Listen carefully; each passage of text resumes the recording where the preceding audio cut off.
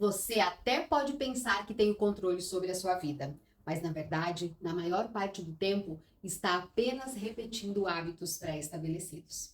Olá, eu sou Eliane Maria e esse é o Autoconhecimento no Divã, e aqui nós falamos sobre tudo que pode nos tornar pessoas melhores. Os seus hábitos ditam as suas ações. E entendê-los é o primeiro e grande passo para tomar as rédeas do seu dia a dia, do seu cotidiano, promovendo transformações significativas. No trabalho, os principais ganhos são na produtividade e, consequentemente, nos resultados. O escritor Charles Duhigg, em seu best-seller O Poder do Hábito, aborda exatamente o impacto dos seus hábitos em quem você é e nas suas conquistas pessoais ou profissionais. O hábito tem um poder incrível em nossas metas e em nossos ganhos. Você sabia disso? Se você não sabia, este livro pode te ensinar mais detalhes sobre como você pode se beneficiar dos hábitos e de executar os seus dias de uma forma mais tranquila e mais harmônica. Sim, isso pode ser aprendido e consolidado na sua rotina, de forma com que os novos hábitos passem a ser algo constante e do seu dia a dia. Incrível isso, não é mesmo? O livro O Poder do Hábito inicia com a história de um idoso, Eugene Pauli. Após uma cefalite viral, ele perdeu a capacidade de usar uma parte do seu cérebro, onde são armazenadas as memórias. Eugene se tornou incapaz de aprender coisas novas. Tudo que chegava em seu cérebro desaparecia no minuto seguinte. Não se lembrava nem mesmo de onde ficava o seu quarto e a cozinha na própria casa. Para que Eugênio pudesse se exercitar, a sua esposa o levava para uma curta caminhada de 15 minutos ao redor do quarteirão. Isso se repetia todos os dias. Numa ocasião, Eugênio saiu sozinho e simplesmente desapareceu. A aflição tomou conta da sua esposa, uma vez que o marido não tinha memórias recentes e certamente estaria perdido. No entanto, para surpresa de todos, em apenas 15 minutos, conforme sua rotina diária, Eugênio voltou para casa. Mais alguns dias e ele foi capaz de começar a fazer o percurso sozinho. O que ocorreu com Eugênio chamou a atenção de cientistas e se transformou em um caso de estudos. E então veio a descoberta. Os hábitos, suas práticas rotineiras, são armazenados em uma área do cérebro totalmente diferente do lobo temporal, responsável pela memória. E o que isso significa? Significa que aprendemos e tomamos decisões inconscientes sem necessidade de nos lembrarmos sobre fatos que estimularam a decisão ou o aprendizado. Aí que está o poder do hábito. Mas e aí, como que funciona isso? Nosso cérebro funciona como uma máquina e a todo instante busca maneiras de reduzir os esforços e automatizar as rotinas. Tudo isso para economizar energia. O funcionamento de um hábito segue um fluxo de 3 etapas. Gatilho, alguma coisa que acontece e o cérebro entende como um chamado para entrar no modo automático e escolher qual rotina usar. A rotina, que é uma ação física, emocional ou mental. E a recompensa, que é um estímulo positivo que acontece e diz ao seu cérebro que aquela rotina funciona e por isso deve ser armazenada. Se você quer ter o controle sobre você mesmo, é imprescindível entender como os gatilhos dos hábitos são acionados e como funcionam as recompensas. Ao desenvolver essa habilidade, você estará apto a alterar, adaptar e criar novas rotinas. Não basta manter os bons hábitos, é preciso cultivar novos. E não se trata de coisas grandiosas, difíceis de executar. Em O Poder do Hábito, Duhigg cita uma campanha publicitária conduzida por Hopkins, um bem-sucedido executivo americano. Ele associou o hábito de escovar os dentes a um gatilho comum do cotidiano das pessoas. Os anúncios diziam assim: passe sua língua nos dentes. Você sente uma camada sobre eles? Essa camada faz com que seus dentes percam a cor e se deteriorem. Esse foi o gatilho. Na sequência, vinha a seguinte frase: a pasta de dentes Pepsodent remove essa camada e deixa seus dentes mais limpos e bonitos. O autor ressalta que essa camada nos dentes é algo natural e que o Pepsodent não age sobre elas. Quem se importou com isso? Ninguém. O gatilho dessa campanha foi tão forte que bastava as pessoas passarem a língua nos dentes para elas se lembrarem da rotina de escová-los e da recompensa do sorriso branco e bonito. Aproximadamente 10 anos após a campanha, de acordo com o autor, o percentual de americanos com o hábito de escovar os dentes aumentou 10 vezes. A matemática da publicidade foi simples: gatilho certo mais recompensa igual a mudança de hábito. O Poder do Hábito apresenta métodos e estratégias diferentes que obtiveram sucesso na proposta de promover mudança de hábitos. Um dos exemplos vem dos 12 Passos dos Alcoólicos Anônimos. O AA. O método simples do AA propõe novas rotinas para o gatilho da necessidade física de consumir álcool e também utiliza as mesmas recompensas que a bebida desperta nas pessoas, como relaxamento, necessidade de companhia, redução de estresse e outras mais. O método é eficiente, mas não suficiente para transformar hábitos. É por isso que é aplicado junto com a crença de que os dependentes do álcool precisam do apoio de outras pessoas. Essa crença leva os dependentes a acreditarem que tem mais gente envolvida nesse processo de transformação e que essas pessoas não devem ser decepcionadas. Toda conquista na tentativa de se criar ou mudar hábitos deve ser comemorada. O impacto em sua vida será sempre significativo. Muitos deles influenciarão fortemente a maneira como você vive e trabalha. Um hábito sempre leva a outro. Pessoas que começam a praticar atividade física passam a se preocupar com uma alimentação mais saudável, têm mais energia e disposição, menos estresse e, consequentemente, incrementam a produtividade. Em O Poder do Hábito, Durin chama a atenção para a importância de se identificar hábitos fundamentais no âmbito pessoal e profissional, que, se mudados, trarão ganhos e melhorias na qualidade de vida e no desempenho da empresa ou da vida pessoal. No entanto, o autor admite que encontrar esses hábitos fundamentais não é tarefa fácil. Na maioria das vezes, acontecem tentativas seguidas de erros. Uma estratégia é identificar algo simples o suficiente para ser atacado, mas que impacta positivamente no todo. Um exemplo é o hábito de anotar os alimentos consumidos durante o dia.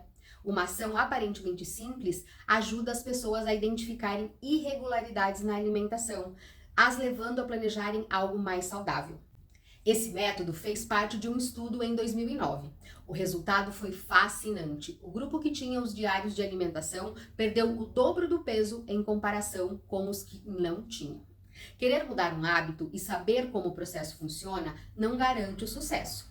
Nessa receita existe um ingrediente indispensável que é a força de vontade. Para os cientistas, a força de vontade impacta mais no resultado do que a inteligência da pessoa. E isso, segundo o autor, foi provado no teste do marshmallow. O teste funcionou assim.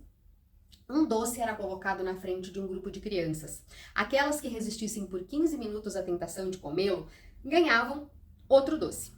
Ao final, se comprovou que as crianças que conseguiram esperar obtiveram melhores notas na escola, maior percentual de acesso a universidades e desempenho acadêmico mais elevado. A notícia nada boa é que o ser humano, de acordo com O Poder do Hábito, tem um limite para a força de vontade. Isso significa que é preciso exercitar.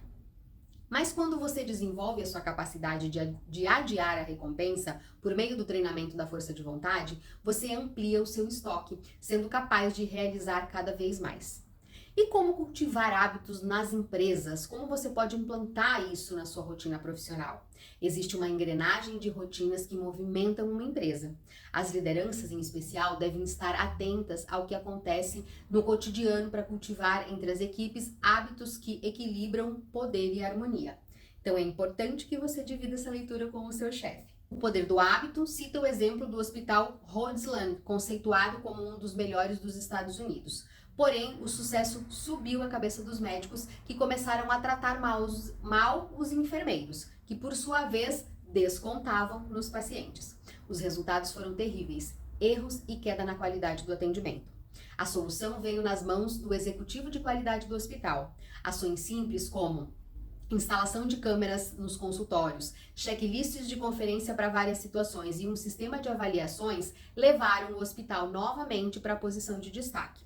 Com a popularização da internet e da computação e usuários cada vez mais conectados, as empresas têm acesso a um volume enorme de informações dos consumidores. Com essas informações em mãos, sexo, idade, forma de pagamento, frequência de compras, etc., as empresas identificam grupos com comportamentos similares. Identificam também quais os hábitos do consumidor que impactam mais fortemente no processo de decisões. A partir daí, as empresas programam ações, produtos e demandas que vão ao encontro das necessidades desses públicos. O Poder do Hábito cita ainda outro caminho usado pelas empresas, que é aproveitar os grandes eventos pessoais, como o primeiro emprego ou o casamento de um filho, como oportunidade de se criar novos hábitos. Em síntese, muitas empresas, em especial as mais poderosas, monitoram rigorosamente os seus hábitos e os usam como gatilhos para manipular os seus padrões de consumo. Fique atento para não cair nessa armadilha. Para exemplificar a força do hábito na transformação de uma sociedade, O Poder do Hábito relembra a história de Rosa Parks, uma mulher negra que desafiou o sistema da segregação racial nos Estados Unidos. Parks se recusou a permanecer na parte reservada para os negros dentro de um ônibus e sentou-se no lado branco. Um gesto aparentemente simples gerou uma onda de protestos e boicote, culminando com a Lei dos Direitos Civis no país. Parks foi a primeira pessoa a desafiar a lei? Não, mas o que aconteceu então? Segundo O Poder do Hábito, de Charles Duhigg, os comportamentos sem planejamento racional, como o de Parks, são muitas vezes os pilares das grandes mudanças na sociedade. Esses movimentos acontecem porque existem hábitos relacionados a um grupo de amigos, de vizinhos, da igreja, enfim, grupos de pessoas ligadas por uma mesma causa. Ou seja, a atitude de Parks gerou impacto, movimento e mudanças porque foi assumida pela comunidade. As pessoas queriam participar de um grupo que se unia pelos direitos civis. Duhigg afirma: convencer milhares de pessoas a buscar o mesmo objetivo é difícil, mas usar a ligação entre elas para criar uma pressão de companheiros tende a funcionar para mudar os hábitos de uma sociedade inteira. Anota aí um guia prático para mudanças de hábitos. 1. Identifique a rotina. Analise os seus comportamentos e identifique o que você quer e o que é possível ser mudado. 2. Experimente recompensas diferentes. Essa é uma boa estratégia para quem não consegue trocar rotinas ruins por boas. Por exemplo, se você se alimenta mal antes de dormir, substitua a comida por um lanche saudável. Mas você pode descobrir que o seu gatilho não é a fome, talvez seja cansaço ou estresse. Nesse caso, tente algo novo, como por exemplo, descanse e relaxe por 15 minutos antes de comer. Depois desse tempo, se pergunte se você ainda está com vontade de comer as besteiras. Se a resposta for positiva, é porque você ainda não identificou o gatilho certo. Continue experimentando novas recompensas até descobrir o que de fato te leva ao hábito que você pretende mudar. 3º, isole o gatilho. Encontrou a recompensa que satisfaz o seu gatilho? Ótimo! Invista agora em entender os gatilhos mais a fundo. Os gatilhos mais comuns tendem a ser sempre relacionados a 5 categorias principais. Lugar, onde você se encontra quando surge a rotina? Horário, que horário, quando surge essa rotina? Estado emocional, como você se sente quando surge essa rotina? Outras pessoas, com quem você está quando a demanda aparece, quando o gatilho aparece? Uma aproximação clara, quando você tem algo a fazer e a rotina é acionada. O próximo passo agora é criar um plano. Planeje a nova rotina e as recompensas.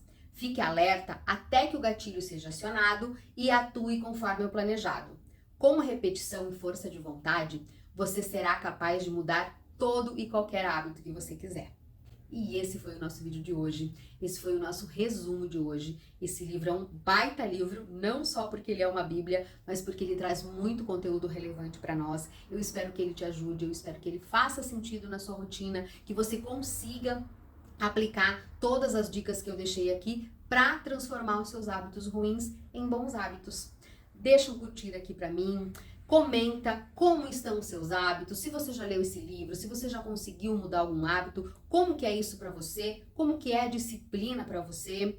Compartilha com aquele seu amigo, aquele seu colega, aquele seu parente, enfim, que precisa mudar muitos hábitos. E eu te espero no próximo vídeo. Até lá!